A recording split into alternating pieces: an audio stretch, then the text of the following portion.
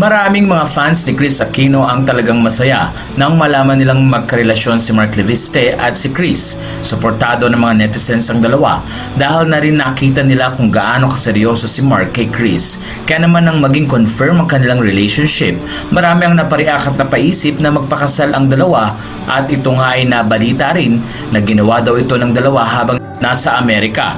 Isa kasing message ang binigay ni Mark at pangako niya ito kay Kris kahit anong mangyari.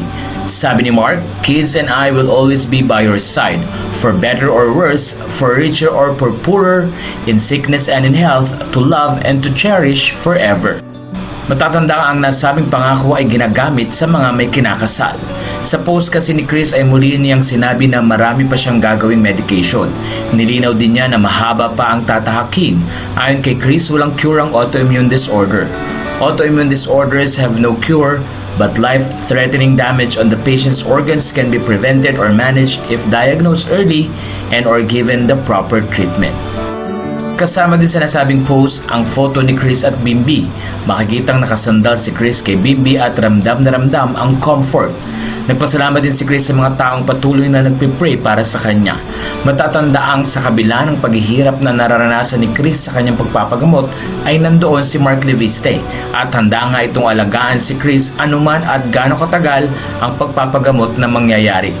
Samantala sa kasalukuyan, kasama ni Kris si Bimbi at Joshua sa Amerika habang nasa Pilipinas naman si Mark dahil may trabaho din itong dapat gampanan bilang Vice Governor ng Batangas. Suportado naman si Mark ng kanyang nasasakupan dahil hindi naman napapabayaan ni Mark ang kanilang lugar sa kabila ng madalas sa pagtungo nito sa Amerika noon para nga mag-alaga kay Kris. Nabanggit din ni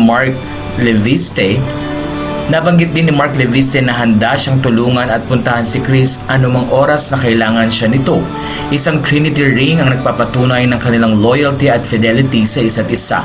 Ayon sa kwento ni Mark, wala di umano siyang plano na sabihin ang tungkol sa Trinity ring na nagkakahalaga ng halos 100,000 pesos na galingan ng Chanel. Pahayag ni Mark, napansin ng mga netizens ang kanyang suot na singsing at narito ang kanyang kwento. "You know, I promised Kris that I will keep the story of this ring private, but recently one of her fan pages posted about it because some marites ay nag-speculate kung bakit ako biglang may suot na singsing. Hinulaan ng mga followers na galing di umano kay Kris, then eventually she replied to a post of the fan page.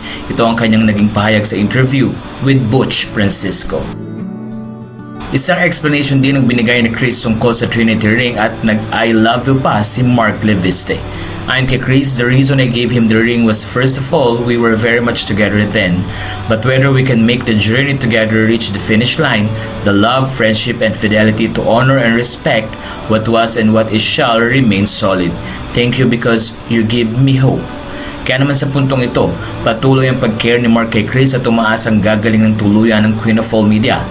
Dito din ay wish ng mga netizen na magkatuluyan sila at altar nga daw ang maging ending. Matatanda ang sinabi ni Mark Leviste na annulled na ang kanyang kasal at matagal na rin siyang single. LA all the way, as in Leviste Aquino.